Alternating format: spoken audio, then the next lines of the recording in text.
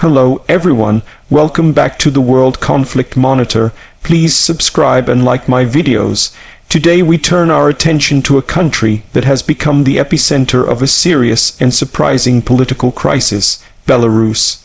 Specifically, we're looking at the chaotic scenes in the capital city of Minsk, where protesters are openly challenging the power of President Alexander Lukashenko.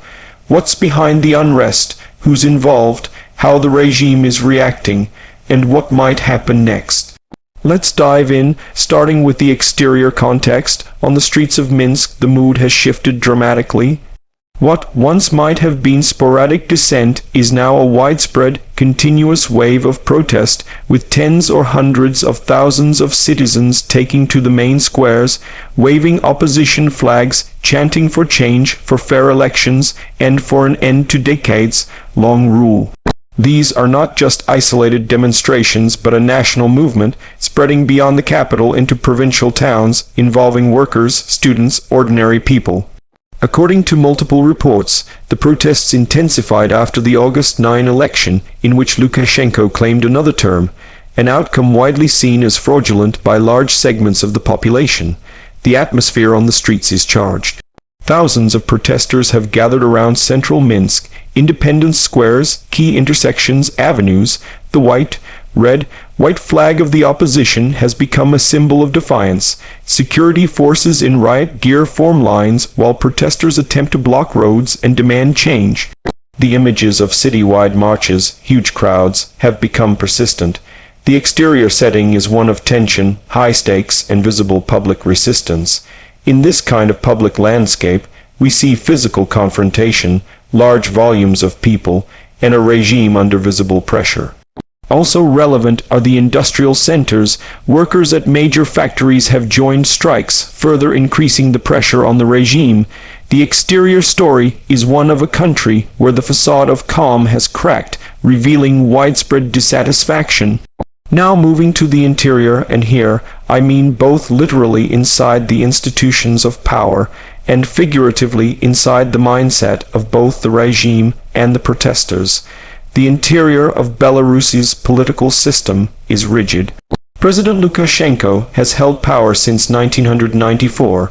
Over the years, his rule has grown increasingly authoritarian. Elections have been widely criticized, media controlled, opposition suppressed. Against that backdrop, the internal fractures are becoming more visible. Inside the regime, there are signs of strain. Factory workers refusing to obey orders, state television presenters walking off the job, public sector employees not showing up. On the opposition side, activists who were once underground are now open, visibly organizing, using social media, using live streams, mobilizing public sentiment like we haven't seen in Belarus for decades. The interior mindset of the protesters is a mix of frustration, defiance, but also uncertainty. They are stepping into the unknown. The prospect of change excites, but the risk of crackdown looms. On the side of Lukashenko's government, the interior mindset is one of defensive panic attempts to project strength, to mobilize loyalists, to accuse foreign interference, to deploy security forces in ever greater numbers. Indeed, observers from human rights groups have described the repression following the election as unprecedented. In Belarus, arrests, torture, forced detentions, behind closed doors, the state is using tools of fear. Meanwhile, inside the opposition, decisions are being made about leadership, including exiled leaders, strategy, alliances with workers, local activists, diaspora. This interior landscape is both complex and volatile. What happens behind the scenes may well determine whether this moment becomes a turning point or is suppressed. The interior institutions, the secret police, security apparatus, judiciary, state media are all under strain. The interior dynamics are shifting. The system that looked impregnable now shows signs of stress. That is the interior story. Power structures challenged from within, while the people push from without. It's an extraordinary moment. Performance. How are the key players performing in this drama?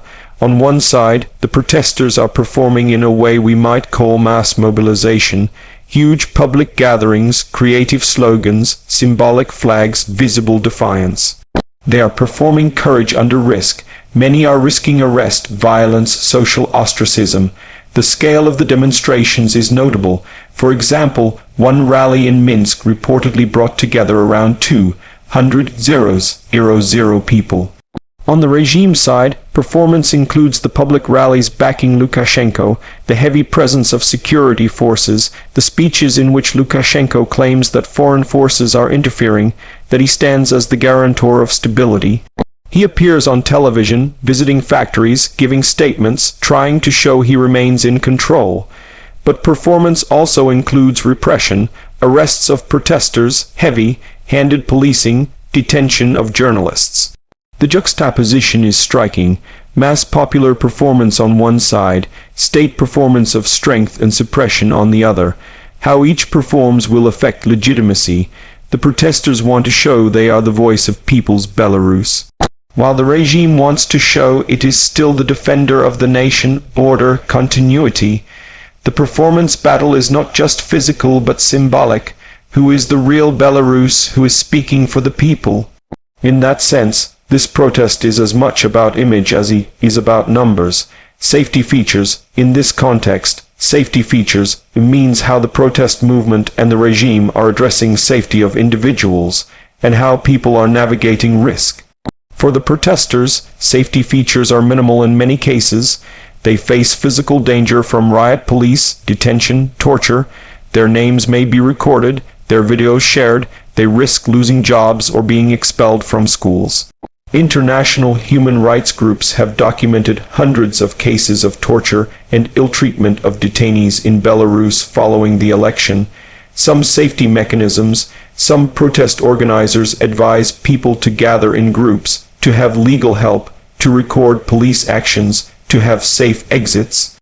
On the regime side, safety features include lockdowns, internet shutdowns, curfews, aggressive policing to prevent escalation.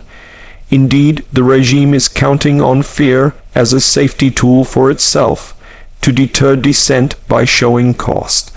For ordinary citizens not directly protesting but living through the period, safety features mean avoiding certain zones, avoiding participating in gatherings, staying alert to police presence. The broader safety framework for the country weighs between collective mobilization and individual risk.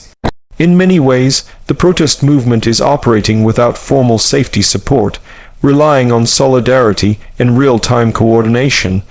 The regime uses state security as its safety apparatus, so safety features in this story are deeply entwined with risk and power. Unique selling points. Now, if we view this story as a product for our audience i.e., why you should care, why you should watch, what makes it different, there are several standouts. First, scale and novelty. These are the largest anti-government protests in Belarus's history.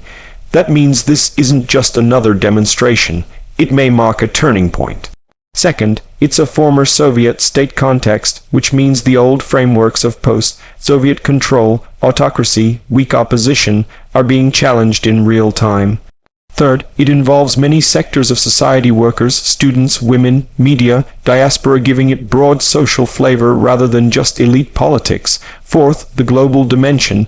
Belarus lies between Russia and the EU. Any major shift has geopolitical implications.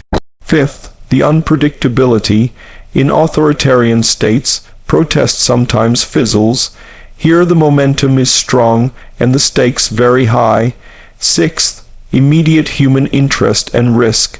People are standing up under risk, giving voice, demanding change. For viewers, this means you are witnessing something historical. Seventh, visually powerful stories, mass crowds, dramatic confrontation, rich symbols, flags, marches, chants, its compelling content. So, the unique selling points of this topic: historic scale, regional significance, broad participation, human drama, threat of real change. Price, in the metaphorical sense, what is the price of this movement? What are the costs?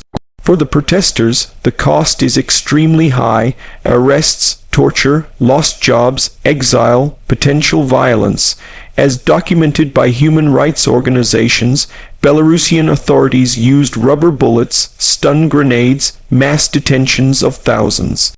For the regime, the cost of ignoring the unrest could be loss of legitimacy, economic damage, strikes, investor flight, international isolation, reliance on external backers, notably Russia. For the country, the cost is potential instability, economic disruption, damage to infrastructure, refugee flows, loss of youth.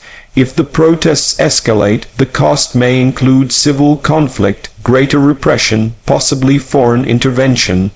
The price of change is high.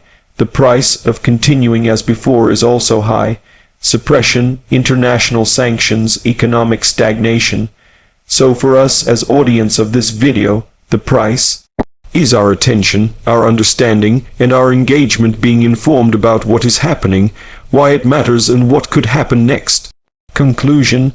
To wrap up, the story of Belarus's protests, of Minsk streets filling with defiance, of a long-standing authoritarian regime being confronted, is one of those rare moments in world affairs where an entrenched power may face real challenge.